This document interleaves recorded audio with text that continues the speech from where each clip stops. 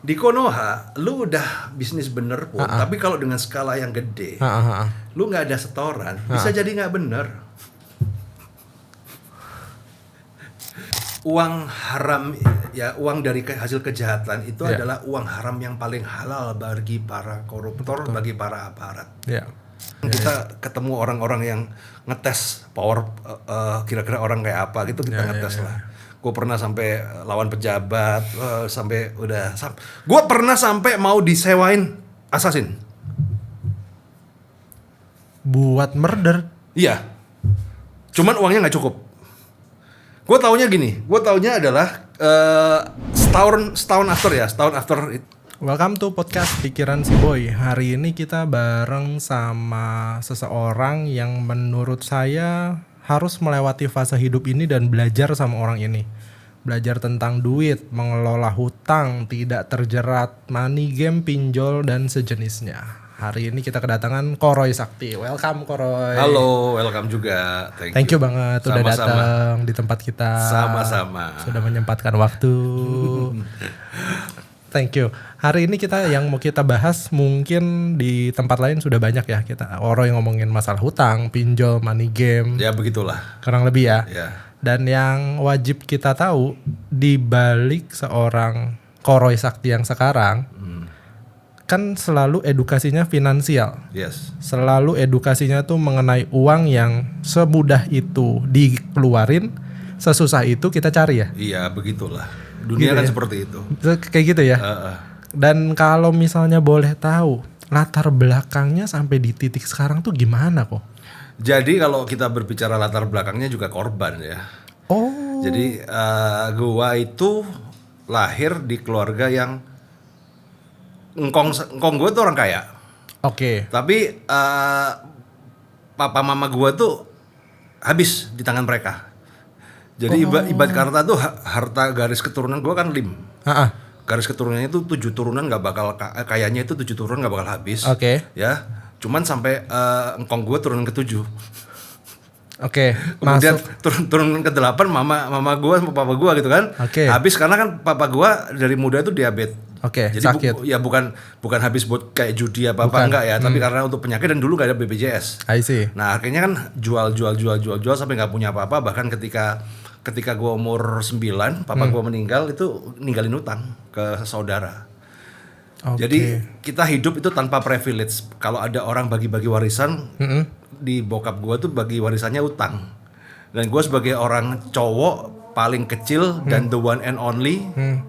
Bocor nggak ini? Bocor, kayaknya mesti break dulu nih. Break azan dulu kita. Oke, masuk di sini. Azannya baru beres, kita lanjut lagi buat ngobrol sama Koroy. Sebagai cindo yang toleransi kita ya. Sebagai cindo yang toleransi. Lanjutannya adalah ternyata Koroy punya kakek adalah turunan ke-7. Iya, turunan ke-7. Jadi kita turunan ke-9 ya kan. Ya, bokap sakit. Habis semua ya warisan buat untuk rumah sakit ya. Dan ketika ini mama gue sampai jadi TKW. Kerja di luar. Ya kerja di luar kan. Nah kita kayak ayam kampung aja kan. Berkeliaran gitu-gitu aja. Nah jadi gue dari situ perjalanan gue adalah gue kuliah setengah kayak modal sendiri ya. Dan kemudian nyari kerja. Jadi waktu itu gue kerja di property agent. Dan di saat itulah gue pertama kali ketemu yang namanya kartu kredit. Nah jadi gue tuh kerja di property agent karena kepingin ketemu sama orang kaya. Katanya kan kalau mau kaya itu harus kumpul sama orang kaya kan. Ketemu orang kaya kan jadi properti. Ternyata ketika ketemu properti, ketemu orang kaya, kita nggak punya duit juga sama aja kan. Ya sama aja, kita cuma jadi jongos. Nah ya begitu kan. Keras banget. Iya bener. Kalau marketing properti yang sukses kan karena mungkin bokapnya kaya, punya properti, punya koneksi apa segala. Kita kalau nggak punya apa-apa ya jadi jongos lah. Nah tapi dari situ kan gue mikir, ya kan gue 2 tahun di marketing properti gak kaya gimana ini kan. Nah udahlah dagang aja deh itu kan. Tapi dagang cari modal mana kan nggak ada modal. Akhirnya ya pakai kartu kredit itulah. Jadi waktu itu ada senior gue bilang lu gesek aja kartu itu kayak jin. Kok bisa digesek keluar duitnya. Nah jadi waktu itu gue punya tuh kartu kredit HSBC limit cap orang miskin 3 juta ya. Bayangin ya 20 tahun yang lalu limit 3 juta itu cap orang miskin ya. Sekarang kartu kredit ada yang limitnya 750.000 tuh. Itu apa nggak lebih miskin kuadrat lagi itu ya kan? Kobren lagi ya? Kobren lagi kan, Grab itu kan. Itu Disebut lagi. limit pinjol gitu kan. Pinjol lebih gede lagi kok 3 Iya, juta. Nah, itu gue gesek deh. Gue gesek kemudian gue beli barang. Gue tuh dulu tuh kan hobi burung ya. Gue hobi burung, gue ke pasar burung. Ya. Gue beli makanan burung, kemudian gue puterin di salesin di daerah-daerah. Nah, itu dari situ, dari mulai jadi sales, kemudian gue mikir juga nih, gue kepingin punya pabrik sendiri.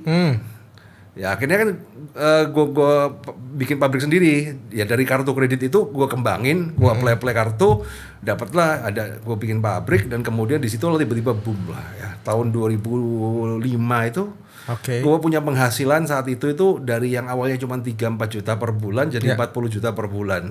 Wah. Udah nikah bersih? Belum. Oh. Nah, dari situlah gue tahu tuh rasanya uang. Ternyata uang itu bisa membuat orang yang jelek pun terlihat ganteng. Ya, dan uang lah bisa buat orang yang nggak pede jadi pede gitu kan. Nah, cuman kan lu bayangin ya, anak muda nggak biasa punya uang, tiba-tiba pegang duit lah, lu tahu sendiri lah kan. Ngapain? Nah, ngapain?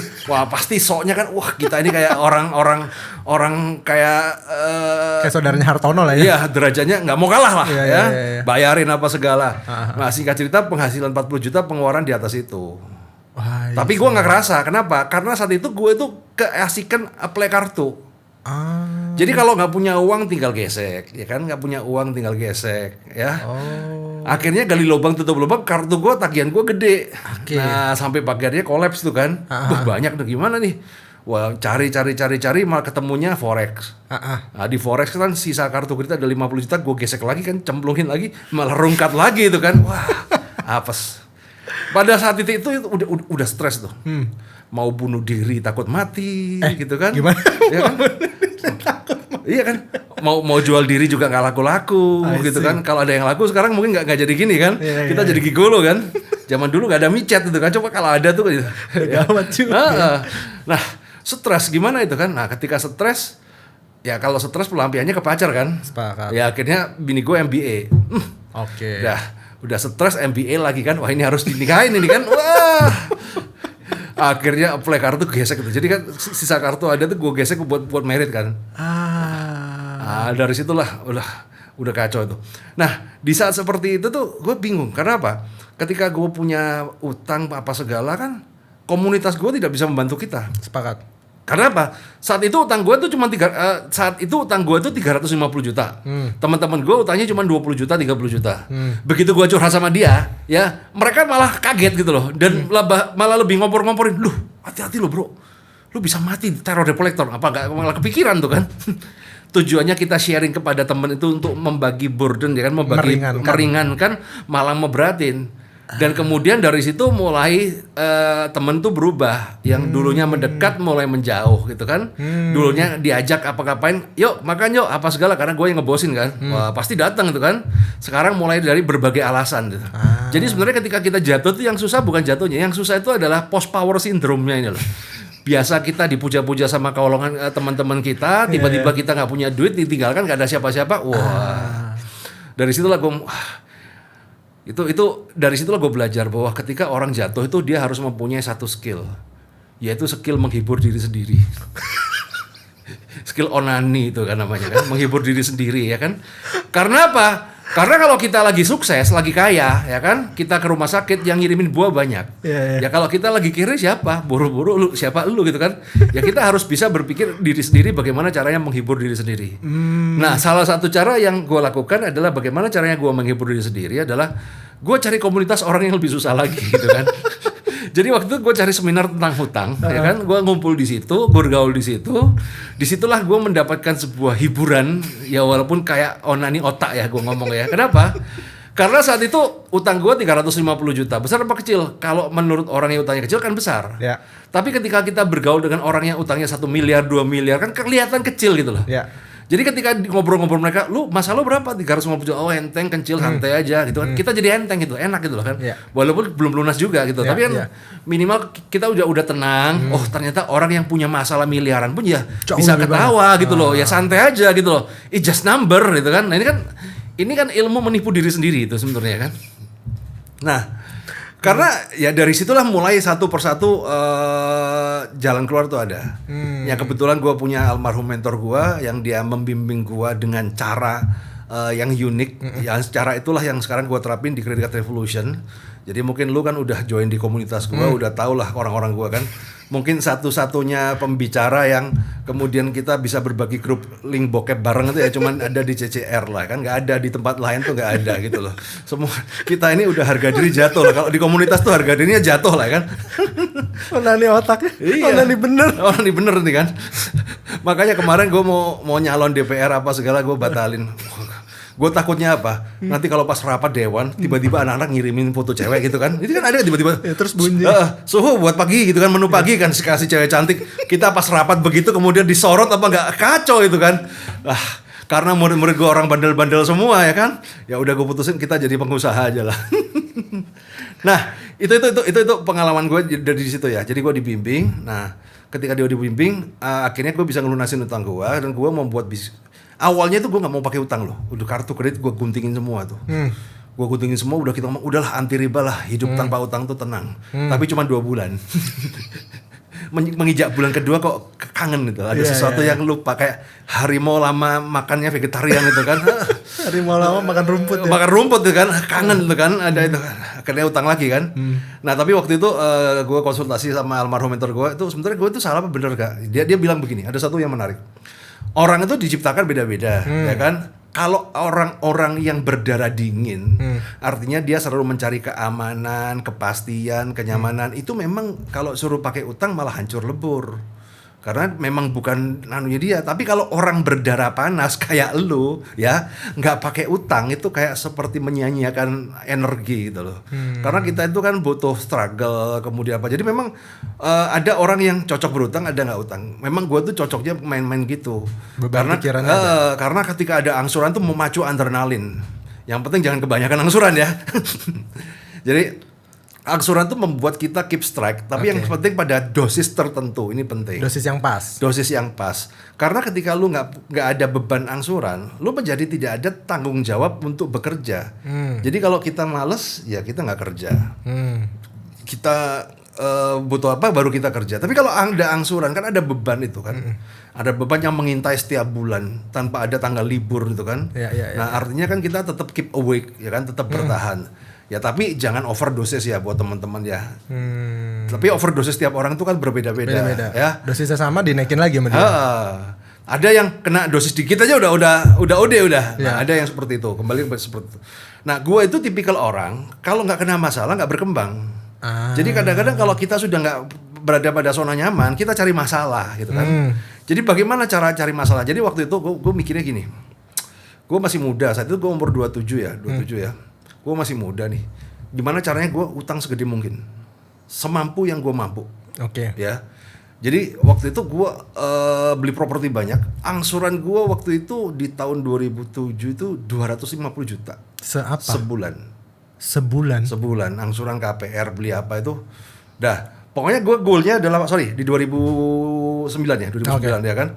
Target gue adalah waktu itu gue hampir umur 30, umur 40 utang gue lunas.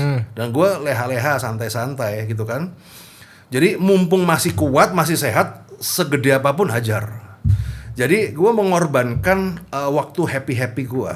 Jadi gue tuh umur 25 sampai 40 itu ya bisa dibilang itu gue mengorbankan, gue nggak dugem, nggak happy, nggak jalan-jalan, pokoknya kerja pagi siang sore kerja kayak orang gila.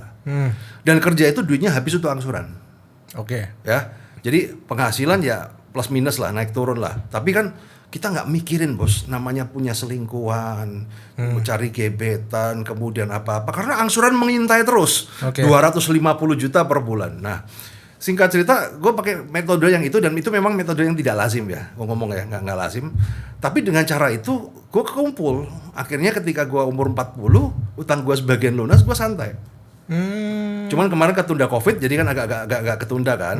Tapi intinya makanya kan dari tahun 2020 tuh gue sebenarnya udah semi retired. Karena angsuran gue tinggal sisa 100 juta ya, bisnis gue udah jalan dan kemudian gue nyantai, makanya di tahun 2020 mulai gue pakemnya keluar dari pakem. Ya biasanya ngajar kartu kredit kemudian malah bahasin investasi bodong, cari musuh apa segala. Itu sebenarnya adalah kegiatan cari adrenalin gitu loh. Karena selama sekitar 12 tahun itu gue tuh kayak bener-bener totally kerja cari duit. Begitu selesai santai, gue menikmatin. Tapi santai pun cepat bosen ya. Ya akhirnya cari masalah kan. Cari masalah baru. Nah, cuman kan daripada cari masalah yang aneh-aneh, lebih baik kita cari masalah ya ngerecokin scammer ini loh. Jadi itu salah satu bentuk adrenalin. Makanya kayak kemarin diajak tinju, ya ayo gitu kan. Karena memang tujuannya untuk mencari adrenalin aja. Kita kalau nggak ada adrenalin tuh nggak hidup, nggak awet muda gitu kan. Ya kurang lebih seperti itu. Sambil gua ngajar ya. Jadi kenapa gua ngajar? Gua ngajar kartu kredit itu tahun 2010. Jadi lucunya gini, gua diajarin sama almarhum mentor gua, ya kan, bagaimana dari gua lepas dari utang, kemudian bangun bisnis pakai utang. Dia turunin semua ilmunya. Setelah itu adalah ini, Ini ajan lagi ya. Kita agak break sebentar, semenit 2 menit. Lanjut. Nah, begitu ilmu diturunin ke gua, ya kan, gua udah siap kan, udah bagus, gua mau nyantai, gua mau praktek apa segala. Dia kemudian ada satu pesan, pesannya sambil guyon. Jadi gini loh, ilmu utang itu memang nggak ada yang ngajarin di Indonesia, nggak ada. Sepakat. Gitu kan? Nah, lu udah gua ajarin, maka tugas lu itu adalah menurunkan ilmu ini kepada orang lain. Oh ya, gua mau ketawa-ketawa aja kan. Ternyata ketika gua ketawa, besok seminggu depan mentor gua meninggal, stroke. Mati. Jadi kayak ada pesan yang harus diteruskan ini kan. Oh, jangan ya jadi. Iya, jadi ini akhirnya ya udahlah. Gua waktu itu kan bergabung di komunitas Entrepreneur University. Kemudian dari situ mulai kita bikin kelas Credit Card Revolution dan ini sudah tahun ke-14 lah. Udah tahun ke-14 gua ngajar kayak gini-gini terus. I see. Nah, karena memang utang itu menarik. Utang itu tabu untuk dibahas tapi diam-diam dilakukan. Fase ya, kayak puber ya. Sama kayak seks. Oke. Ya, lu belajar seks dari mana? Kan nggak mungkin dari orang tua kan? Benar. Kan nontonnya kan nonton bokep, nonton apa gitu kan? Nah, sama utang juga pernah. Orang tua kita punya utang tapi nggak pernah ngajarin cara gunakannya. Atau nggak pernah bilang ke anaknya juga, nggak pernah bilang utangnya, jangan utang ya kan? Guru kita juga nggak pernah ngajarin kan? Jangan berutang. Gurunya kelilit utang juga tapi. Ya, korban terbesar pinjol itu guru.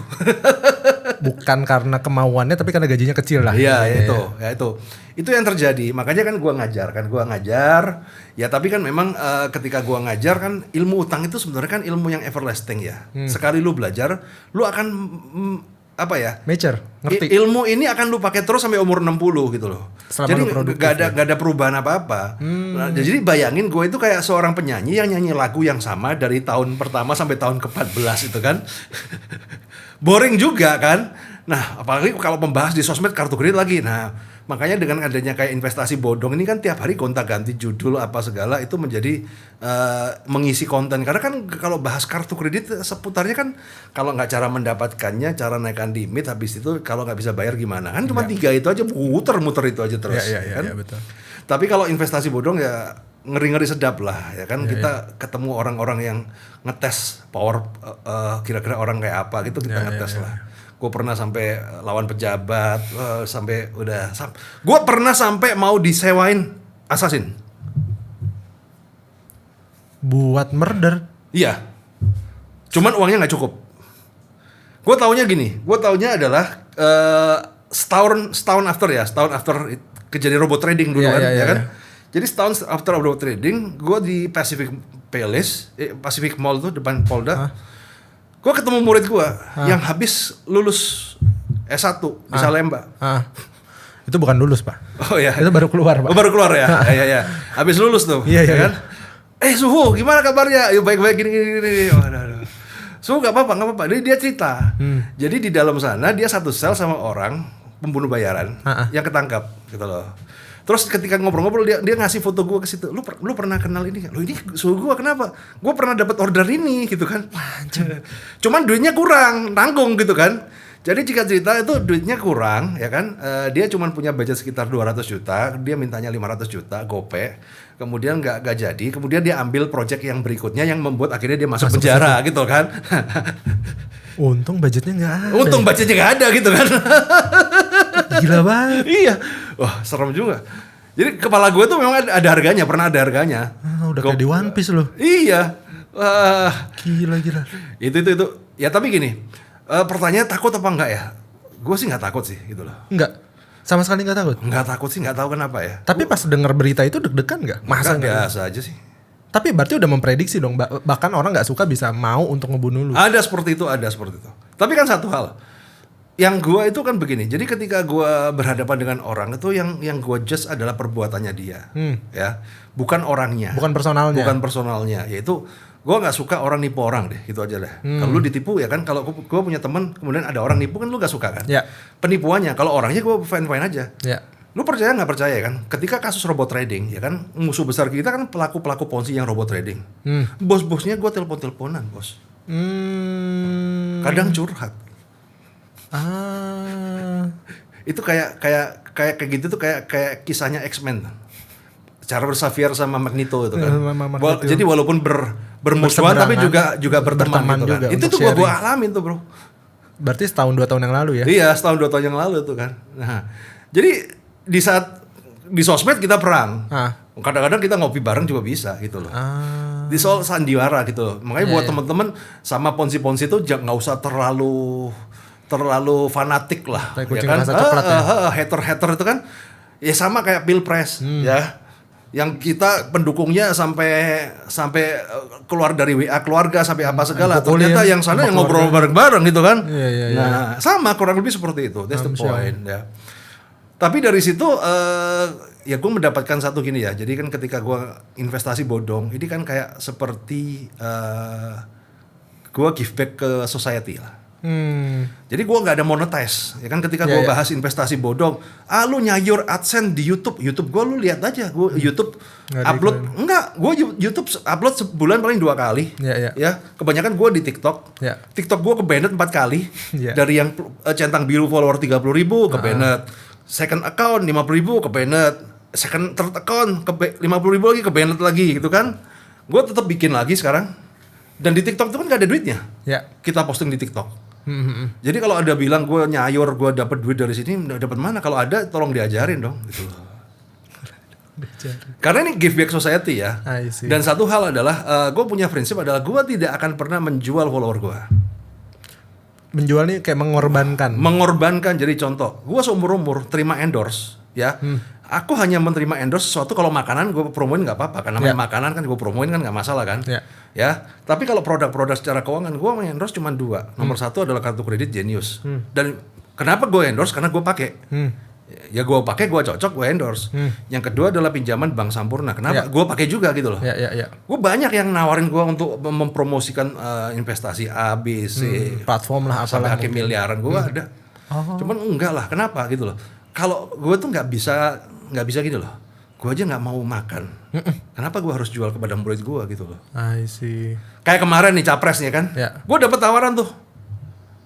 Oh dapat ya? Dapat gue, ya kan? Dapat itu minta rate cut apa segala. Tapi kan gue nggak cocok sama pilihan gue dong. Iya. Ya gue nggak usah bahas nomor berapa ya kan? Ya kan? Kalau nomor 1 sih nggak mungkin Cindo ya yang ditanya. Iya lah, ya kan? Nah, gue kan dapet tuh ya kan, kayak contoh ya kan kita buka aja udah ini udah selesai kan ya. Gue dapet tawaran dari 02. Ya, untuk promo. Kan sebenarnya enak tuh kan. Kan banyak yang nyayur, teman-teman banyak itu tiba-tiba 02 itu kan banyak itu kan ada ya. Tapi gue pribadi gue di 03. Ya kan? Ya sebenarnya kalau gue dapet duit, gue juga udah tahu 03 itu bakal kalah. Bos Ganjar tuh bakal kalah gitu loh. Nah, ngapain gue udah diomongin, ngapain lu sama si yang ini pasti menang-menang aja dapet duit gitu loh. Dan lu juga gak dibayar dulu nih sama 03? Enggak dibayar kan, gue gak promo juga kan. Karena gini, gue menghargai pilihan orang lain ya kan. Gue di 03, gue yakin di 03 bakal kalah gitu kan. Ya tapi gue tidak akan merubah ke 02 gitu loh. Karena ada yang gak cocok di gue di 02-nya gitu kan. Bukan gak cocok jelek apa enggak. Ini cuma masalah beda taste aja, beda prinsip. Nah cuman ketika gue terima duit dan kemudian kita ngomong 02 bagus padahal dalam hati jelek, itu gue nggak bisa. Lu mau kasih duit berapapun gue nggak bisa gitu loh. Jadi gue nolak duit ratusan juta ya nggak bisa. Padahal lot of opportunity di 02 itu pasti menang enak gitu loh. Cuman gue bukan tipikal orang yang seperti itu. Ya nggak tahu ya, kadang-kadang gue goblok ya kali ya. Gue aja sampai sama bini gue, lu kalau pinter dikit lu udah jauh lebih kaya lu bro. Cuman kadang-kadang idealis ya, terlalu idealis, dan intinya gue cuman ngomong sesuai yang serak di hati gue gitu loh. I see. Makanya kalau lu lihat di sosmed gue kan gue ngomong A, B, C udah kayak terserah orang apa. lu. Tapi kalau lu lihat ya kan, dari pertama kali dunia digital, jejak digital ada sampai hari ini, omongan gue tuh tidak ada yang Beda. dulu gue suka kemudian enggak gitu kan. Nggak ada yang dulu maki-maki Prabowo sekarang nyanjung Prabowo, nggak ada kayak begitu. Gua serupa semua. Itu silakan dicek di jejak digital. Karena gua rasa apa namanya prinsip hidup itu nggak bisa berubah ya. Selera mungkin masih bisa. Selera mungkin masih bisa, tapi kalau sudah ngomong prinsip hidup sesuai yang prinsipal itu nggak bisa dirubah. Kecuali pilihan 03 nggak ada, cuma 01 dan 02. Ya mungkin begitu Mungkin ya bisa. kan? Ya mungkin begitu ya. Dan kemudian kalau sudah name value kan beda ya, antara 02, 03, 01 itu kan beda value semua ya kan. Nggak bisa, ya sama aja kayak orang pendukungnya Amin kemudian tiba-tiba mempromosikan Ganjar, ya nggak mungkin gitu. Core-nya udah beda kan. Core-nya udah beda. Tapi kan ada orang walaupun core beda yang penting terima duit mah bodo amat gitu loh. Ya, endorse lah. Kalau gua sih kalau udah core-nya beda mau duit berapapun juga gua nggak terima. I see. Karena nggak enak, Bos. Orang itu gue tuh kalau lu lihat di tempat ya kan, lu lihat ya gue tuh bicara ceplos karena gue nggak ada yang gue sembunyiin gitu loh. Nggak ada beban, gue nggak punya topeng gue cuma satu ini gitu loh. Gue selalu punya prinsip bahwa orang bohong itu harus jenius. Karena harus melanjutkan kebohongannya. Iya, dia tuh harus mempunyai memori yang bagus, Bos. Karena apa?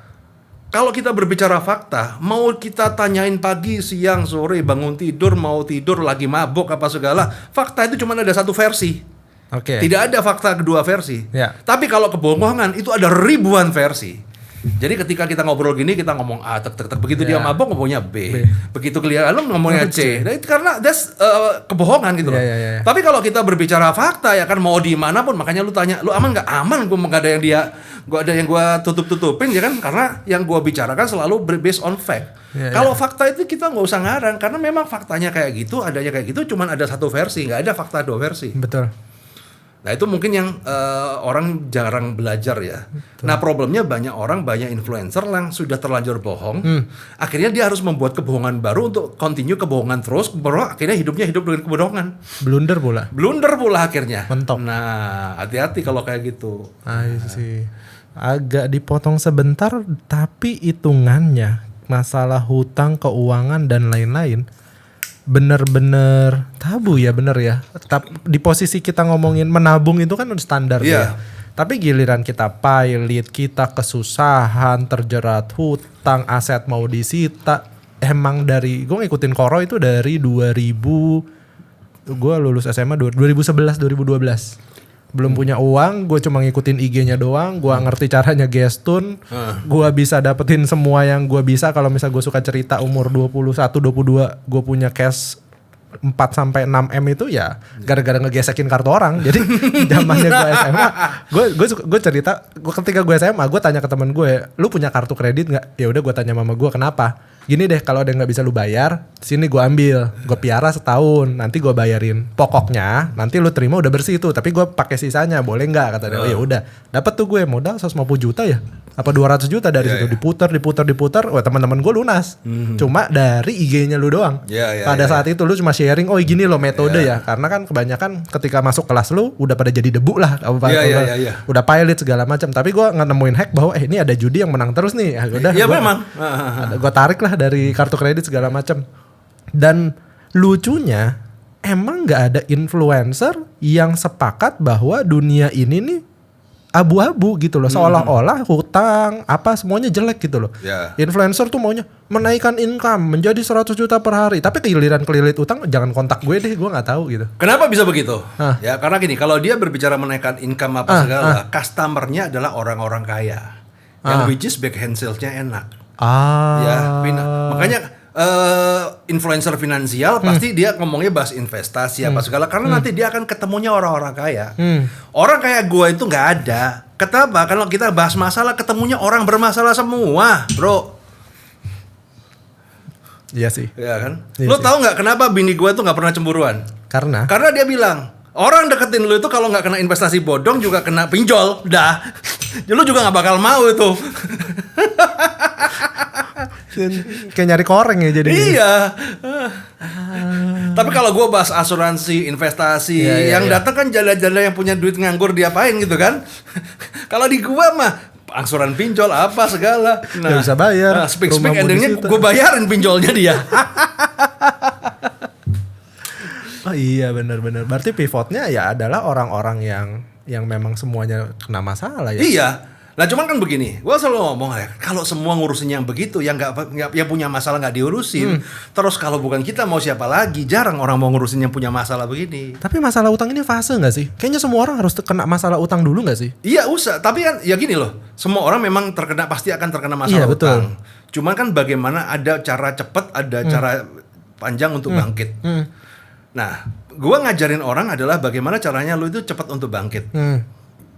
Yang which is itu pembelajaran yang ketika gua ngajarin orang tidak ada keuntungan secara pribadi untuk aku. Ya. Kayak contoh nih, gue punya kelas namanya bangkit dari jeratan pinjol, jadi jeratan kartu kredit ya. Padahal banyak orang yang kejerat. Tapi untuk bayar susahnya minta ampun. Banget. Padahal cuma 1 juta ya kan. Ini nggak punya duit apa segala. Kata, ya gue nggak apa-apa, biarin aja gitu loh. Nggak ada masalah karena apa? Memang ketika gue ngajar, gue tuh terbiasa gini loh. Gue tuh nggak kerja untuk cari uang. Apa-apa diduitin ya kan. Kadang-kadang kan orang gitu kan. Lu kerja gini, ada duitnya nggak? Ya. Berapa? Gue nggak pernah. Ya Koro juga kesini nggak nanya red card sih. Ya nggak ada, udah lanjut, ayo gitu. Gue senang, gue cocok, murid gue, ayo udah nggak usah red card. Kita nggak usah ngomong red card apa segala gitu. Karena kan ya kita ngobrol ya kan. Gue ketemu lu, kita udah lama nggak kontek-kontekan ya. Banget. 2 tahun 3 tahun. 2 tahun 3 tahun. Gue pengen tahu nih, ini growingnya gimana nih murid gue nih kan. Nah, jadi karena gini, ketika kita hidup seperti itu kan kita menyenangkan ya, kita senang. Duit itu datang sendiri, percaya gue lah. Duit itu datang sendiri. Gue ngalamin ya dari tahun 2010 sampai 2020, gue fokus ngejar duit. Duit yang datang dikit. Oke. Ya cukup lah, untuk bayar angsuran cukup lah ya.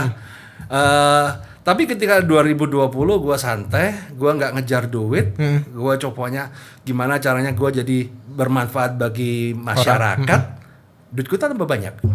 Dibanding sebelumnya? Dibanding ketika gue ngejar, kan aneh kan? Misteri ilahi itu. Tiba-tiba ada yang ngajakin gini, tiba-tiba ada yang ngajakin bikin film apa segala, itu kan nggak tahu dari mana bos. Kita bikin film habis 4,5 miliar nggak punya duit pun bisa kejadian jadi 3 bulan jadi proyeknya. Loh itu kan misteri ilahi teman-teman. Kalau dicari root cause-nya juga nggak tahu itu ujungnya di mana. Awalnya dari tinju kan nggak nyambung. Serba kebetulan semua. Tapi ketika kita fokus jadi gini loh, fokuslah menjadi orang yang bermanfaat bagi banyak orang. Tanpa merugikan. Hidup itu cuma 2, mau jadi bermanfaat bagi banyak orang atau mau menjadi beban dari banyak orang gitu loh. Opsinya di situ. Lo menjadi istilahnya kan berkat bagi orang sekitarmu atau menjadi beban jadi orang sekitarmu. Lah fokuslah menjadi berkat dari sekitarmu. Bagaimana? Ya lu minimal helpful lah ya kan. Kalau lu nggak punya skill ya lu bantu teman-teman lu tanpa lu mikirin duit apa segala ya kan. Toh ketika kita membantu orang terbantu itu kan sebenarnya seneng. Seneng itu mahal loh bro. Betul. Bayar kan buat nyari seneng kita. Orang juga kan cari seneng itu ngabisin ratusan juta miliaran. Tapi kita bantu orang gratis dan seneng kita mendapatkan the same happy ya. Dan kemudian ini seneng yang sehat gitu loh kan. Ya mulailah dari situ. Artinya apa? Biarkan ketika orang itu dekat sama Anda itu nyaman gitu loh. Jangan orang dekat sama Anda kemudian ntar dulu prospek ini ya kan. Itu sebenarnya kan orang jadi nggak nyaman kan. Gue dipanggil boy kan, jebret ya kan. Bro, ketemuan. Ini prospek apa lagi gitu. Masa begitu kan? Itulah kenapa mungkin salah satu orang nggak kaya. Lu punya duit tapi nggak kaya kan? Karena lu sebenarnya ada tendensi terus gitu loh. Tapi kalau kita ngobrol kan, gue ngajak lu, ayo ngobrol, santai gitu kan, nggak ada masalah. Orang itu kan menjadi makin lama close friend. Suatu ketika teman lu ini ada job, ada bisnis, ada apa? Kandidat pertama pasti dia dulu. Ini orang. Menarik. Gue terima project ya kan. Gue sekarang kan tahun ini kan gue lagi bikin eksekutif produser ya kan film ya. Gak ada background apa-apa bro. Ya. Gue gak ada background apa-apa di film apa segala. Cuman ketika gua ditinju kan having fun gua sama si Andri Sinigami, betul kan? Dan kemudian gua kalah, ya. Dan apa yang gua lakukan? Gua terima kekalahan dengan lapang dada. Gua joget-joget pakai bikini dengan Jadi, happy gitu loh. Tinjunya nggak ada masalah, tapi joget-joget pakai bikini lebih gede kayaknya beritanya. Nah, akhirnya apa? Wah, Roy Sokti bisa nerima kekalahan gitu Ya, kan. betul. Orangnya fair. Ya. Dari situlah tiba-tiba mereka ngajakin istilahnya ngajakin bikin project ini. Dan akhirnya musuh gua masuk juga di sini. Ya kan? Artinya apa? Mereka kan jadi gini kadang-kadang Value ya. value gitu loh. Karena gini contoh ya, ada paradoks yang zaman sekarang. Orang susah cari kerjaan, banyak orang di bawah susah cari kerjaan. Setuju nggak? Sepakat. Tapi lu jadi pengusaha, lu ngerasain nggak sekarang ini susah cari karyawan? Bener lagi. Bener lagi.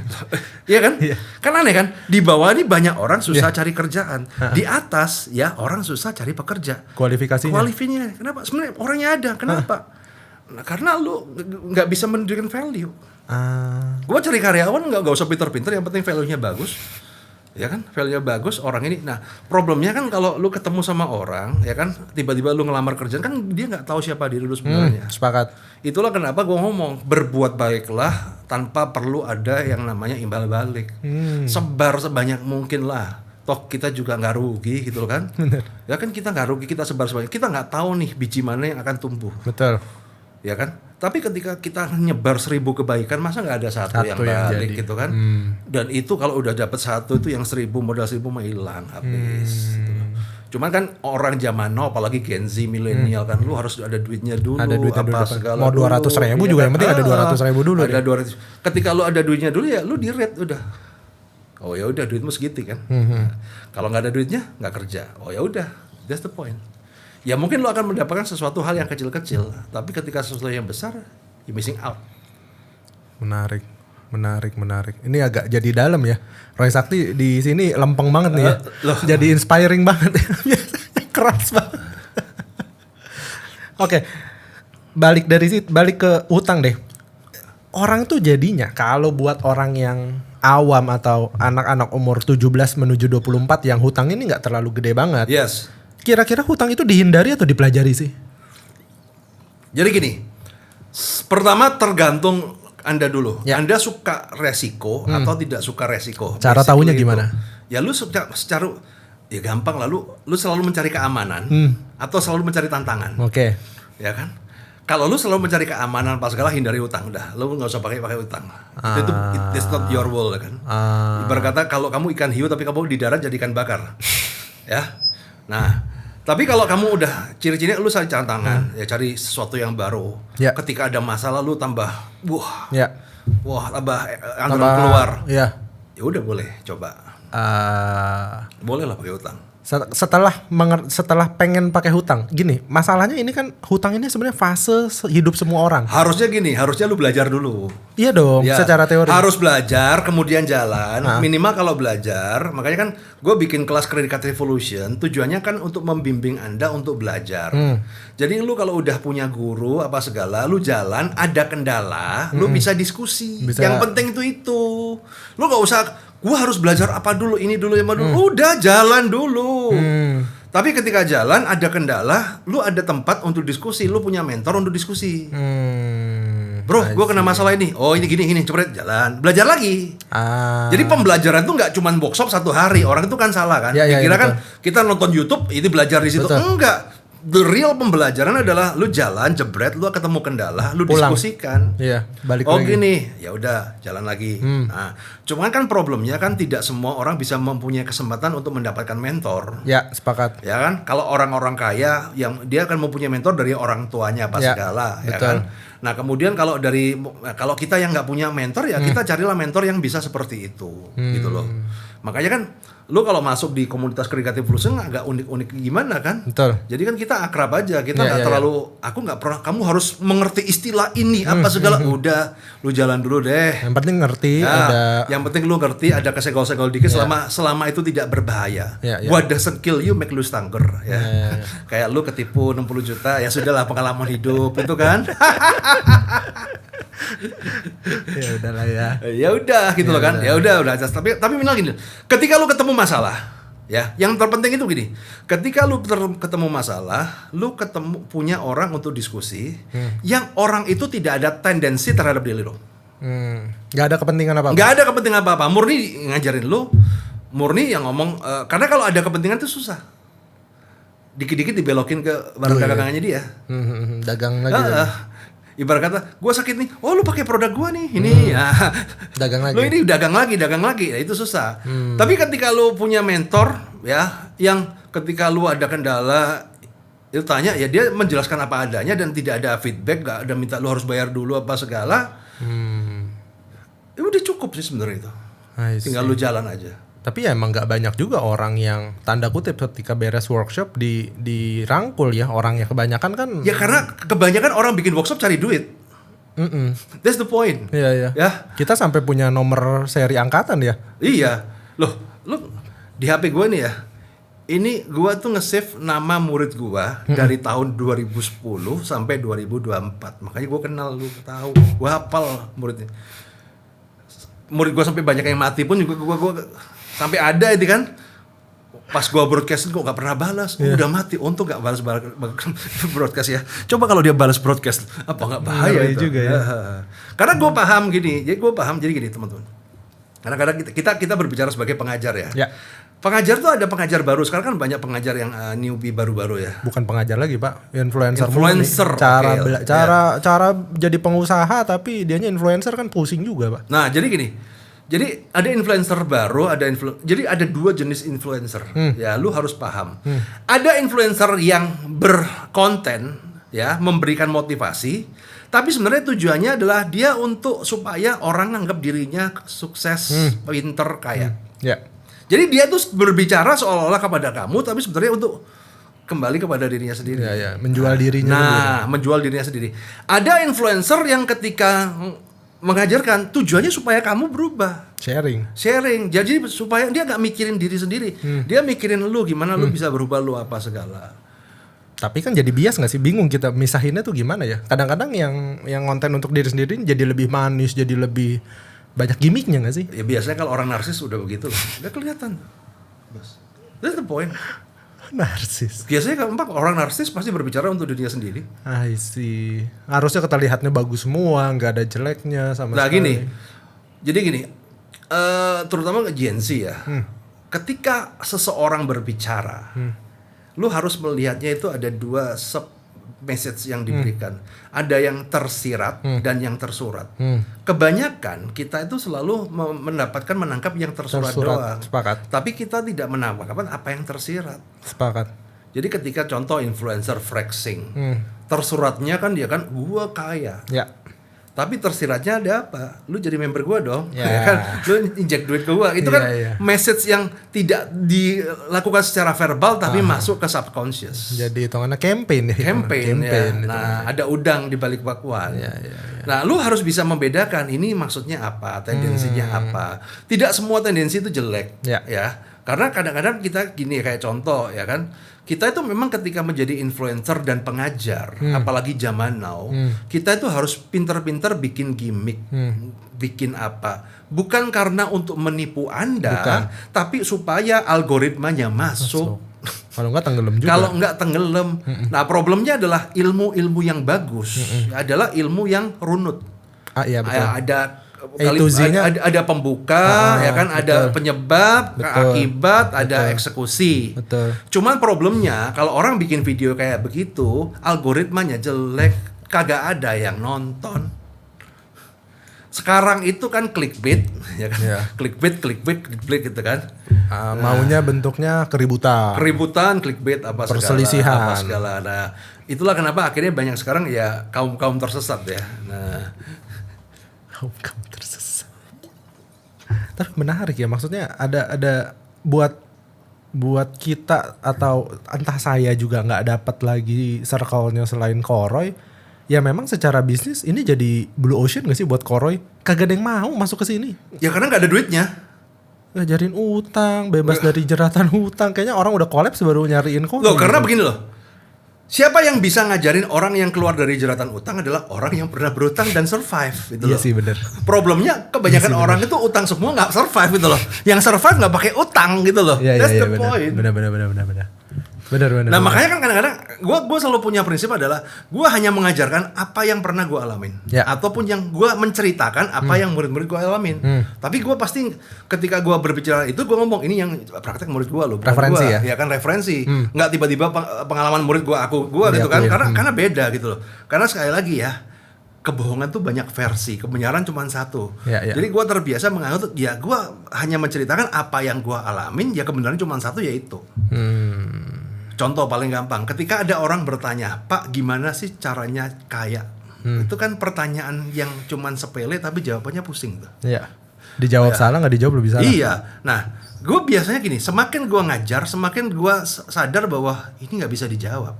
Tergantung lu sukanya di mana gitu Dan loh. standar kaya lu Gak juga bisa, berapa? gak bisa gue ngomong, oh lu main properti, lu main investasi, Iya. lu main apa? Iya kalau cocok, kalau nggak cocok.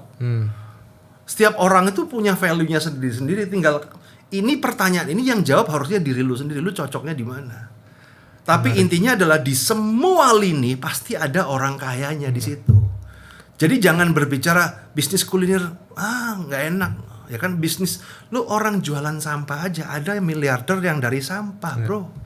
Even septic tank pun jadi. Iya, septic tank pun ada yang miliarder dari septic tank gitu loh, teman-teman. Tukang angkut. Jadi nggak ada, ini nggak bagus.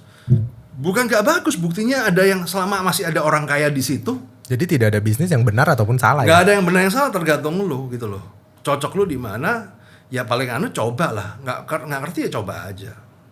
Dan paling gampang sebenarnya gitu loh. Orang nggak sadar ya. Jadi gini loh. Ketika lu bekerja ya kan, lu jadi karyawan, ya. Sebenarnya menjadi seorang karyawan itu adalah belajar bisnis yang dibayar. Ya. Ya. Jadi biasanya kan orang ikut sekolah bisnis bayar. Ya. Bagaimana caranya ikut sekolah bisnis dibayar? Ya. Ya jadilah seorang karyawan. Dan di dalam bisnis yang lu mau. Di dalam bisnis yang lo mau, Ya. ya. Tapi jangan lupa dengan yang namanya etika, ya kan? Ya. Etikanya lu jangan kemudian sana nyerap kemudian lu keluar tanpa ada kan zaman sekarang ini kan banyak orang nggak beretika ya. Ya. Nah, tetap etika. Kenapa? Karena sekali lagi teman-teman ya. Ketika kita menjaga etika kita apa segala, orang itu akan memandang kita berbeda. Ya. Suatu saat ini mungkin kita nggak dapat hari ini ya. Ya kembali lagi kayak contoh pilihan pilpres. Ya. Kenapa gua nggak mau promosi 02 ya kan? Karena di hati gua 03 ya kan. Bukan masalah 02 jelek enggak loh ya. Saya cuma memang nggak cocok aja gitu loh. Tapi gua tidak terbiasa lip service. Ada duitnya gua ngomong bagus, jelek gua ngomong jelek, bagus gua ngomong bagus. Ya. Tujuannya adalah apa? Ya kan? Supaya society tahu value Roy Sakti kayak gini. Oke. Kalau dia ngomong A ya A, B ya B. Nggak ada belok-belok begitu. Oke. Tujuannya apa? Someday somehow ketika ada sebuah project apa segala ya kan? Kita mungkin ada di first list. Dengan core value yang besar itu dan Iya. karena kita nggak bisa dibeli juga. Iya. Dan satu ya kan? Gue nggak pernah namanya nusuk orang dari belakang. Kalau Secara ditusuk attitude, sering. Ya terus sering lah ya kan. Nah, ya kan artinya apa? Orang nggak ada trust issue gitu loh. Tapi kan kalau lu dukung A, kemudian lu ngomong B, ini kan sebenarnya ada trust issue. Ya. Karena gue berbicara warisan almarhum bokap gue itu cuma satu. Jaga kepercayaan. Itu warisan bokap gue itu cuma satu itu. Gue yang ingat ya. Karena dia meninggal ketika gue umur 3 SD ya kan. Nggak ngerti apa-apa. Cuman gue yang ingat dari pesan gue almarhum bokap gue cuma satu. Lu jaga kepercayaan. Lu bisa jaga nama lu bisa jaga tindakan lu. Yang namanya jaga kepercayaan adalah apa? Apa yang lu omongin adalah apa yang lu lakukan. Sesuai. Makanya gue ngomong, berbicara utang itu adalah berbicara tentang komitmen. Sepakat. Ya, gue sampai hari ini BI checking gue bagus. Mungkin satu-satunya pengajar utang yang BI checkingnya bagus. Karena lu nggak mungkin dong ngajarin orang utang cara bener kemudian BI checking lu jelek. Ya. Nah, kenapa? Ketika kita berhutang, kita ini kan berkomitmen dengan bank. Ya.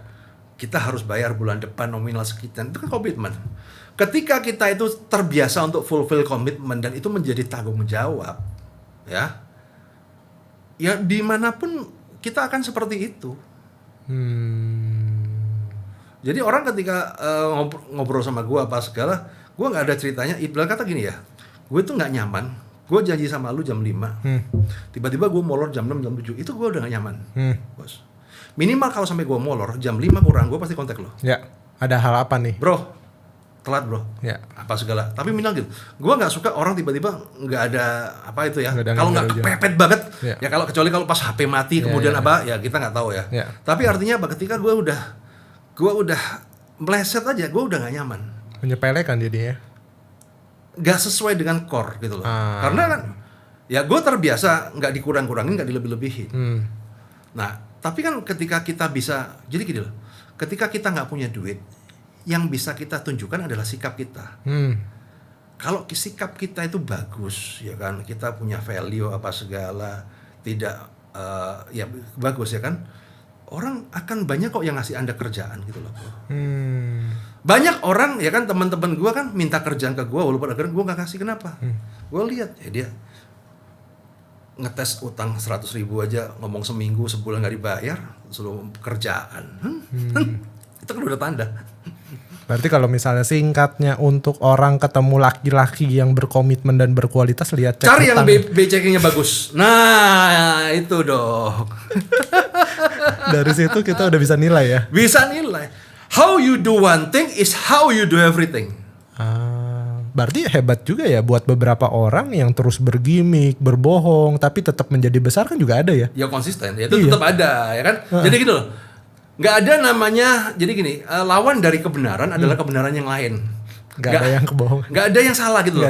Kadang-kadang kan kita gini loh, wah gua dukung 01 gitu kan, ya 02, 03 goblok semua. Kan gitu kan. Betul. Gua dukung 02 gini kan enggak. Kalau kita kan gini loh, gua dukung 03 ya kan. Bukan berarti 02 itu jelek. Ya, itu benar juga gitu loh. Betul. Dan siapa tahu tebakan kita salah, lebih benar lagi gitu kan. Oke. Kalau kata orang ISN ya, iya dan iya. Ya sudah gitu loh. Samain aja kan. Kan istilahnya apa ya? Ya kita harus toleransi lah. Iya. Toh kalau kita apa yang kita lakukan menganggap kita benar. Jadi gini loh, gue selalu berbicara pada sebuah kenyataan hidup. Lu yang melakukan, lu kan pasti melakukan sesuatu sampai di detik ini murid ini kan, ketika lu melihat nih jalan kiri atau kanan, ini kan pasti yang menurut lu paling benar kan? Ya kan? Lu selalu memilih yang selalu paling benar bagi lu. Betul. Pertanyaannya, hidup lu udah benar belum? Jangan-jangan pilihan kita salah. Ya, kalau hidup lu sudah puas, sesuai ya sudah benar. Tapi kalau nggak cocok, ya bisa jadi yang salah itu benar. Oke, menarik. Kalau misalnya ditanya fase pertama, kapan sih orang layak dan dibilang fine atau oke untuk punya hutang pertama kali? Ketika dia udah mempunyai rasa tanggung jawab. Kalau dia belum pernah berhutang, gimana cara ngefilternya? Oh. Banyak orang kan punya komitmen ya. Ya. Jadi beda gini ya. Yang penting kita punya komitmen untuk membayar. Masalah kemudian ada kendala apa segala, is oke. Ya, wajar lah itu ya. Namanya keberuntungan kan. Istilahnya income kan nggak naik turun. Tapi kan ada komitmen, ada sebuah usaha untuk ini kan beda. Ya. Nah kadang ada orang yang nggak bayar utang itu kayak nggak kepikiran, kayak merasa nggak dosa. Dia ya belajar dari mana ya dia? Ya itu memang orang-orang kayak gitu memang sampah. Kalian yang masih punya hutang dan masih bisa hahaha, kalian tuh sampah guys. Iya. Kelewatan kalian. Nggak tahu rasanya yang diutangin tuh gimana ya. Nah, tapi memang di dunia itu memang akan banyak sampah gitu kan. Iya. Gue selalu mempunyai satu filosofi, ini agak kejam ya. Memang orang bodoh itu harus diciptain banyak bro. Buat makanan orang pinter. Lu bayangin negara ini pinter-pinter semua. Lu mau makan siapa? Ya. Dia ketawa gue ini lu. Kedem ya. Kejem banget sih. Lu karena piramidanya begitu. Ya, tinggal kita ngajarin orang untuk pinter. Dia nggak mau pinter, ya udah memang dia hidup itu jadi makanan. Dan pinter ini bukan secara harfiah doang ya, bagian dari komitmen, kejujuran, core value itu ya bagian dari benefit atau value kalian gitu loh. Bukan pinter secara lu ngerti banyak hal, enggak. Pinter nipu juga pinter. Iya sih. Bener sih. Pinter nipu juga pinter ya. Ya tapi kan gini loh, sekali lagi kan kembali kepada Anda, apa yang menurut Anda benar. Kalau gua selalu menjunjung tinggi bahwa ada orang yang memang oportunis. Gimana caranya lu harus dapat menang, apapun lu korbanin. Ya nggak salah juga, buktinya banyak orang yang seperti itu. Tapi kalau gua lebih condong adalah gue nggak dapet nggak apa-apa. Yang penting gue tidak bekerja di luar kata hati gue. Karena sekali lagi ketika kita bekerja berbicara di luar kata hati kita, itu kan kayak ada yang terpendam ya. Ya. Dan akhirnya yang terjadi kan jadi penyakit. Oke. Ya kan kita selalu mendam-mendam sesuatu, bohong-bohong sesuatu kan jadi penyakit. Sama kayak kita dapat duit haram. Kan uang jin dimakan setan. Benar. Ya kan? Nah, gue santai aja. Gue terus terang aja musuh gue banyak ya kan. Musuh gue banyak apa segala. Tapi gue santai aja. Kenapa? Gue merasa bahwa yang gue lakukan adalah menolong banyak orang. Gue tidak menjahilin orang. Yang gue senggol-senggol pun adalah orang-orang yang melakukan brengsek yang melakukan penipuan. That's the point gitu kan. Gue nggak pernah senggol-senggolan karena beda ego apa enggak ya kan. Gue senggol ya orang-orang robot-robot money game apa segala itu gue senggol. Ya gue santai aja gitu loh. Makanya kalau ditanya takut apa enggak, selama gue melakukan kebenaran, gue nggak takut. I see. Karena gue selalu ditolong. Gue nggak tahu ya. Ketika gue melakukan kayak gini ya, ada aja bos. Ya, yang obrolan assassin yang tadi ada di dalam penjara sih agak cukup mengejutkan ya. Iya, loh ada aja. Kadang-kadang gue bisa selamat ya gitu kan. Iya. Ada aja. Cuma perkara duit 250 Jadi gue juta. percaya bahwa ketika kita melakukan sebuah kebenaran, ya kan mungkin jalan hidup kita naik dan turun. Tapi akan ada selalu yang doa-doa orang yang kita tolong itu melindungi kita gitu loh. Makanya ada yang tanya ke gue, ya kan, bos santet itu ada apa enggak? Kalau santet itu ada, gue itu pasti jadi korban pertama. Karena musuh gue banyak yang mau mencelakakan gue secara harafiah loh. Ya kelakuan scammer kalau nggak gue bongkar apa nggak dia mau istilahnya apa, kalau bisa santet itu berlaku pasti santetnya keluar semua itu. Betul, di booking semua. Booking semua tuh. Buktinya sampai sekarang sehat walafiat santai kan. I see. Menarik. Malah orang nyenggol gue pasti kena karmanya. Gue bilang deh. Berapapun duitnya ya? Hah? Berapapun duitnya. Gue ngomong kebenaran ya kan. Lu senggol gue, karmanya itu auto kirim, auto sender. Cepet dituainya ya. Cepet itu aja lah. Tapi memang serem sih ya. Kita ngomongin, nggak usah kita ngomongin utang deh. Kita ngomongin nyari duit yang secara teknis susah banget aja. Orang masih bisa ditipu gini. Kita ngerasa nyari duit itu susah banget, tapi kita masih bisa terlena dan bisa ditipu untuk ngasih duit kita ke orang yang projectnya itu. Jangankan lu bro, gua aja kan. Gue ini kan pakar scammer, bos. Oke. Ya kan? Gua pakar scammer bos ya kan. Gua itu kan. Nah, gua ada orang, bang, gue pengrajin bedang, ya kan. Lu mau nggak harga gope gini kan? Gue nggak mau, ntar ya kan. Dia WhatsApp terus tiap bulan dia WhatsApp terus tuh, kan sampai bulan ke-6 karena gue iba apa gimana, ya udahlah gue beli pedang samurai gitu kan, harga 2 juta gue transfer, habis itu gue diblokir. Bangsat gak lo?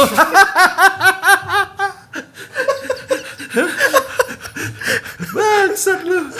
Kita pengajar scammer kena scam ini kan. Aduh. Modalnya belas kasihan ya. Iya. Waduh. Dia tiap bulan ngasih gua ini harga sekian, sejuta, 2 juta kan. Ya dia terus WhatsApp gua kan, ya bulan ke-6 kasihan lah ya, gua balik lah. Ternyata kemudian setelah itu diblokir. Bangsat lu. Enggak dikirim barangnya? Enggak.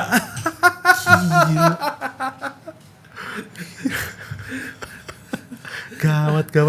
Di posisi orang yang sudah hatam ya itu kan ya. Di posisi yang udah ngerti gimana bentukannya orang ya. Lu lihat ini kan. Wah, ini dari bawah nawarin kan tuh, bener. terus berbulan-bulan ini kan. Begitu udah gua transfer ya kan. Nanti habis itu hilang. Checklist 1. Bangsat. Ketipu juga kita. Nggak usah jenis bisnisnya ya, even produk pun orang masih nipu ya. Iya. Jadi gini, makanya kadang-kadang gini, orang Indonesia ini ya, gue ngomong ya, orang Indonesia itu gini loh, dia itu mau negara itu jujur, tapi dia sendiri boleh nggak jujur. Dia mau negara itu hidup tanpa korupsi orang lain, tapi dia boleh korupsi. Itu prinsipnya orang Indonesia itu begitu tuh. Tapi kan yang kalau misalnya dibicarain di secara makro atau secara Indonesia ya, kalau di luar negeri mungkin di Amerika penipuan itu kan bukannya delik ya. nggak harus dilaporin. Jadi ada investigasinya dulu. Kalau rasanya scam dia bisa ambil alih gitu. Ada bisa begitu. Iya, kalau di sini kan delik hitungannya. Harus dilaporin dulu. Harus ada korban dulu. Harus ada korban, merasa dirugikan, prosesnya seperti apa, baru bisa diusut. Iya. Ya itu kan keburu banyak korban gitu loh. Ya memang. Terus nggak ada rencana dari pemerintah atau apa yang lu dengar dari teman-teman lu untuk ngeberesin hal ini? Nggak ada. Ya semoga nanti 02 bisa lah. Gitu ya. Jadi gue selalu bahas bahwa investasi bodong ini harus mempunyai divisi khusus. Karena memperlakukan investasi bodong itu sama seperti harus memperlakukan kejadian kayak bom bunuh diri. Oh, bener. Bom bunuh diri kalau pakai pasal-pasal pidana biasa nggak bisa dianu karena dia terjadi korban sudah kejadian dulu. Orangnya juga udah nggak ada. Maka kan harusnya kan dia mempunyai, makanya ada data Semen khusus 88 di mana dia bisa menangkap orang yang baru mau berbuat kejahatan. Preventifnya jalan. Langsung ke tindakan. Sebelum ada yang dirugikan. Nah itu harus bisa ada seperti itu. Sebenarnya mudah. Baru gampang. Terkontaminasi aja dia udah kecium baunya. Bisa kecium baunya. Buktinya gua aja yang nggak ada sulusan apa-apa, gua bisa nyium baunya, bros. Iya. Lu bayangin aja, gua tuh ngata-ngatain orang penipu apa segala. Lu bayang aja kemarin yang komplain apartemen di Tokyo 2 aja kena undang-undang ITE masuk penjara loh, bro. Iya betul. Gak usah itu yang di apartemen sini udah nggak berani komplain pak kalau bocor. Lah ya. Kena developer dia. Nah kena developer aja begitu kan. Nah kita udah ngata-ngatain orang penipu, pembohong, investasi bodong, padahal dia masih bayar tuh kan. Iya. Apa nggak kita ini kalau salah kita ini udah masuk loh. Iya. Tapi kita aja tahu gitu loh. Harusnya kan ya semoga pemerintah tahu seperti itu. Hitungannya emang belum digerakin atau SDM kita atau memang dengan sengaja nggak mau diapa-apain? Atau memang lagi basah-basahnya negara ini buat kena kayak gitu-gituan? Ada fasenya kan memang? Karena itu cuan dari aparat. Aparat negara Konoha ya? Iya. Ketika kejahatan finansial tuh enak. Kejahatan finansial itu termasuk sarang duit yang empuk. Oke. Karena apa? Penjahatnya pegang duit banyak. Kayak klub jadinya ya? Iya. Penjahatnya pegang duit banyak. Korbannya nggak punya duit. Oke. Akhirnya disedot tuh. Iya. Apalagi yang robot trading kemarin juga musim pemilu pula. Hamin 2 tahun itu ya. Lebih gede daripada korupsi Jiplet kan? Makanya pilihan capres gua itu beda dengan yang lain. Karena hal itu? Karena gua melihat sesuatu yang tidak dilihat orang lain. Yaitu? Apakah itu ya biarkan gua dan Tuhan yang tahu lah. Iya. Tapi yang gua ngomong adalah Pak, gua ngomong di podcastnya Dedi kan. Yeah. Uang haram ya, uang dari hasil kejahatan itu adalah uang haram yang paling halal bagi para koruptor, bagi para aparat. Iya. Ya. Gua ada satu, makanya kan gua ngomong dulu tuh ya. Jadi robot-robot trading ini kita bicara robot trading nih ya. Ini gua nggak pernah bahas ya. Robot-robot trading itu kan habisin triliunan apa segala, tapi yang disita kan paling cuma miliaran apa segala. Kemana sisanya? Sedangkan yang binary optionnya bisa ketarik semua tuh. Bisa ketarik semua apa segala. Sebenarnya kalau lihat penegakan hukum yang tegak lurus tuh Indra Kents. Iya, banget. Itu tegak lurus tuh. Dihabisin semua. Ada aset. Nah itu. Nah tapi kenyataannya yang lain kok melompom kemana ya kan? Nah ternyata di dalam ketika perjalanan ngurus begitu ya kan, ketika ada satu blok nih gue nggak bahas ya siapa. Ya. Pokoknya kalau pakai BPing itu selesai. Tapi duit habis. Gua anehnya adalah apa? Di blok ini gua nggak nyangka gitu loh. Ini orang mau pensiun. Ya. Ngapain cari duit banyak-banyak gitu loh. Apa yang goalsnya apa? Iya, goalsnya apa? Ini orang udah tua, udah cari pensiun. Kalau di podcast bilangnya gua udah nggak punya apa-apa lagi. Apa yang gua perjuangin? Wah, bagus tuh kan. Ini di Brazil ya atau di Ethiopia? Di Brazil. Tapi kemudian ngapain cari duit banyak-banyak? Oke. Dan ternyata ketika pemilu jalan kan ternyata ada skenario yang di luar skenario kan. Iya. Akhirnya kan itu terjawab. Gini. Ternyata duit itu buat ini toh. Buat beli petasan untuk tahun baruan. Iya. Gitu karena loh, kan kebetulan Februari buat Desembernya. Buat beli coklat buat Valentine. Karena gitu. Harapannya kan memang. Jadi akhirnya ternyata ini skenario dari 2019 sudah disiapin semua. Sudah disiapin semua. Cuman ya hanya saya dan Tuhan yang tahu. Saya nggak bisa publish kan, nggak enak kan. Nggak bisa. Masalah. Karena gini loh, membuktikan dan mengetahui itu dua hal yang berbeda. Beda. Gitu kan? Kita hanya mengetahui. Kita tahu, kita ngomong kan harus buktiin. Ya Betul. bisa. Ya, bisa. kita tahu. Nah, Menarik. Tapi yang disepakati adalah ya benar ya, itu benar-benar persis ya antara investasi bodong dan bom bunuh diri tuh lumayan relate banget ya. Ya relate memang. Relate banget ya. Kalau ketika meledak sudah banyak korban. Iya. Even. Jadi gini loh, skema Ponzi, investasi bodong, sebelum scam, tidak ada satupun korban. Semua adalah penikmat. Mulai dari member, leader, semua penikmat. Menikmatin semua, nggak ada korban. Tapi begitu scam, semua jadi korban. Menarik. Tapi yang susahnya, asuransi di lokal pun kena kan? Asuransi yang banyak gagal. Beda lagi itu. Iya, beda maksudnya ada banyak orang yang bisa bilang. Di Konoha ya. Di Konoha, lu udah bisnis bener pun, tapi kalau dengan skala yang gede, lu nggak ada setoran, bisa jadi nggak bener. Lu bisnis bener nih, lu bagus nih kan, tek ya kan. Tapi kita berbicara skala yang udah ratusan miliar apa segala 1.500 karyawan lah. Iya, udah kayak begitu. Lu nggak ada setoran, jadi nggak bener. Menarik. Tapi bukan karena dengan motivasi ini lu jadi nggak pengusaha gede, bukan itu alasannya. Ya kembali lagi ke setiap kita orang masing-masing. Itu ya punya value masing-masing. Punya value masing-masing. Menarik. Iya. Tapi ya serba salah ya jadinya ya. Kalau misalnya kita ngomongin, nggak usah ngomongin investasi bodong, pinjol aja makin banyak dunianya yang dilegalkan. Gitu. Ya, lu kan sudah masuk di komunitas gua. Lu tahu lah jenis-jenis orang-orang yang ada di tempat gua itu kan barang aneh-aneh. Iya. Bentuknya udah bukan manusia lagi. Iya. Artinya apa ya? Gua udah terbiasa bergaul dengan mafia, banyak judi, penjahat, apa segala. Gua udah terbiasa dalam dunia hitam itu. Walaupun gua bukan pelakunya ya.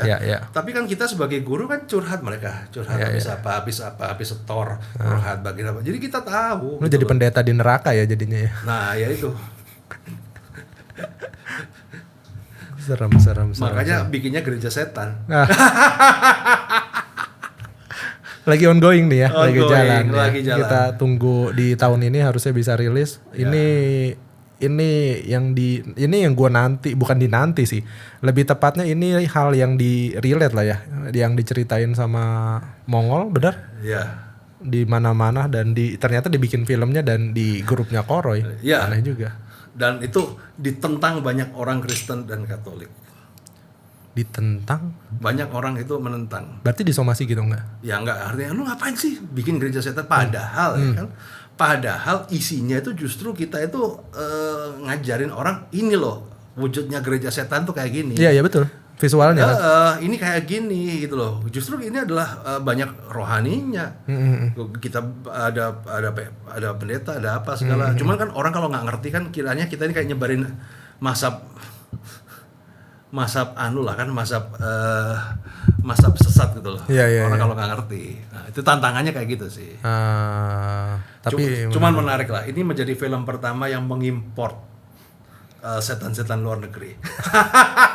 Biasanya setan lokal ya. Biasanya setan lokal. Tapi emang lagi trennya emang banyak yang nggak masuk akal di dunia film sekarang ya. Iya, komedi Batak itu jadi hal yang aneh tapi meledak. Dan ini adalah hantu Kristen hitungannya ya. Iya, hantu Kristen gitu kan. Hantu Kristen ya. Kita malah rencana mau ntar kalau ini sukses ya, proyek kedua kita mau bikin apa? Vampir Cina. Tapi versi di Indonesia. Film vampir yang nostalgia kita waktu kecil tuh kan. Pendeta itu kan. Tapi settingnya di Indonesia, di Lasem gitu kan. Banyak tempat bagus-bagus. Iya kan, Chinese kan. Seru juga itu kan vampir Cina itu. Pokoknya kita itu di Sakti, kita kan ada namanya Sakti Inspirasi Sinema. Kita itu udah menancapkan bendera kita adalah horor minoritas. Horor tapi minoritas ya. Iya. Belum pernah juga sih emang ada hantu di Indonesia yang pakai jas, belum ada. Pakai jas rapi ya, udah dimandiin, wangi. Jadi gini, memang ini menarik ketika berbicara masalah hantu. Itu kan sebenarnya imajinasi. Imajiner. Ya. Nah, dari situ kita lihat imajinasinya bangsa Indonesia dengan imajinasinya orang luar negeri itu sangat berbeda sekali. Oke. Lo lihat aja hantu Indonesia, Oke. miskin kan, tuyul Terkesannya, nggak punya baju, iya. ya kan, sundel bolong, suster ngesot, ya Oke. kan. Tapi kalau lu lihat hantu luar, Dracula, udah punya kastil, punya apa, itu kan imajinasi. Itulah kenapa bangsa Indonesia juga nggak kaya-kaya, karena imajinasinya aja, hantunya aja miskin. Seolah-olah. Seolah-olah. Menarik. Tapi berarti baru tahun ini ya loncat dari dari Credit Card Revolution dapat project sih ya. Main-mainan baru ke sinematik. Ya karena gini, gue itu kan spesialis orang nggak punya modal jadi punya modal. Gue ngajarin orang adalah guru permodalan. Cuman kan banyak orang punya modal kemudian terjebak di investasi bodong. Iya sih. Ya maka tugas kita untuk mencari investasi yang nggak bodong. Iya sih. Ya mungkin salah satunya ya di film itu kita mencoba, karena di film itu kan Wild West ya. Orang itu sukanya kalau diceceran sukanya yang begitu kan. Ya, kalau ya, yang kalem-kalem nggak suka dia. Suka. Tapi kalau ada bisa cuan 100% tapi bisa rungkat juga ya oke gitu kan. Film itu adalah salah satu investasi yang Wild West ya. Tapi ya semoga ini proyek yang menguntungkan. I see. Karena kalau kita lihat ya dengan bunga kartu kredit yang 2,5% per bulan, kita ngomong film tuh jaraknya setahun lah. 2,5% kali 12 bulan itu 30% ya. Tapi kalau kita biaya produksinya 3 miliar, kemudian kita bisa dapat 300 menonton aja, udah baliknya 1.000 ya. Udah lebih-lebih. Ya. Itu perhitungan. Tapi kan kalkulasi di atas kertas ya. Ya, in a business way ya. In the business way. Tetap ada resiko. Cuman kan jelas ini nggak investasi bodong, filmnya betul. juga ada, dijalanin dan pasarnya juga ada, dan memang Indonesia lagi bagus. Nah dunia ini cuman memang di dalam dunia film itu banyak scammernya, banyak penjahatnya. Nah tugas kita kan untuk mendefinisikan mana penjahatnya, kan kita punya skill mendeteksi penjahat tuh. Ya kan kita cari proyek-proyek yang bagus, yang ke depan kita akan biayain. Nice. Emang di tempatnya Koroy banyak yang punya duit tapi bingung main apa ya? Iya. Ya, serba salah. Ada beberapa seniman yang proyeknya ada. Uangnya nggak ada. Uang nggak ada. Nah. Buat naik. Cuman kan ya nantilah itu next podcast lah kita Oke. akan bahas ketika filmnya udah jadi. Naik, kalau sekarang kita ngomong apa-apa belum jualan, bos. Ibarat kata toko masih belum dibuka kita. Benar. Tapi secara garis besarnya menarik. Kalau kemarin kan komedi Batak ini atau film Batak drama juga itu nggak masuk. Agak lain juga gila-gilaan di luar dari film yang sekarang gitu loh, yang film drama sebelumnya. Tapi kalau misal ngelihat secara gennya orang Chinese Kristen lumayan banyak sih. Tapi nggak semua orang Chinese kemudian nonton bioskop kan, nggak gitu juga kan. Tapi kan secara genrenya lumayan ambil ceruk yang nggak diambil kan. Skrip Gereja Setan itu sebenarnya udah ditawarkan ke banyak investor tapi nggak ada yang mau karena takut. Berarti kita lihat sih ya. Karena genrenya kan minoritas. Minoritas sekali sama kayak apa namanya film drama hitam putih yang kemarin kan juga sama. Iya, itu minoritas sekali, 600.000 penonton. Menarik. Tapi di posisi sekarang berarti apa yang belum dicapai kok? Apa yang belum dicapai jadinya? Berantem sama orang udah, berantem bener udah, sama pejabat sudah, sama ownernya orang yang punya duit triliunan udah, ngajarin penjahat udah, jadi malaikat di neraka juga sudah. Jadi presiden belum ya? Panjang lagi tuh urusannya kalau jadi presiden. Ya. Iya. Gue tuh gini lah ya, gue ini terakhir ya sebelum kita close ya. Gue tuh pernah berada di titik apa yang gue impikan udah gue dapat semua. Oke. Gue pernah di titik itu 10 tahun yang lalu. Dan apa yang terjadi? Lonely. Oh malah jadi kosong? Kosong. Gue ngerasain. Gak ada apa-apa di sana. Gak ada apa-apa di sana. Jadi? Akhirnya ya dari situ gue belajar bahwa percuma kita titik apapun tuh ketika kita capek ya akan lonely, sepi. Jadi ya kita nikmatin prosesnya aja gitu loh. Gue sekarang hidup ya nyantai aja, nggak usah terlalu apa-apa segala jalan. Pokoknya kita lihat aja, kita jalanin aja, nggak tahu arahnya kemana, ya kan? Nanti ya kita nikmatin aja. Bagian darinya giving back to society-nya juga. Ya itu seperti itu. Intinya kan kita tetap menjaga nilai-nilai kita, ya kan, karakter kita, menjaga komitmen etika kita kan, supaya apa? Ya supaya kan satu, ya, orang mengenal kita dengan nama baik. Nama baik itu kan penting. Yang nomor 2, nanti kan anak-anak gua kan nyandang anaknya Roy Sakti, itu kan sebuah kehormatan gitu loh bos, itu menjadi privilege mereka. Mungkin gua nggak ngasih bisa warisan banyak, tapi kan dengan punya namanya anaknya ini sama core kan, value-nya dia sudah ada. kayak Sen anaknya Ahok itu udah sebuah privilege yang luar biasa. Betul, dimudahkan lah jalannya. Ya seperti itu. Balik ke keluarga kecil ya. Iya. Lo karena lu pernah ya kan, gue bikin sekian, dapat gue di mobil ini dapat. Ya begitu aja. Oh gini doang. Oke. Udah cukup panjang kayaknya, udah 1 jam lebih harusnya. Thank you banyak Roy Sakti sudah datang ke sini di tempat kita yang sederhana. Terima kasih banyak untuk sharingnya. Semoga kita bisa ketemu lagi kali ya. Abis filmnya jalan kita coba bahas ya.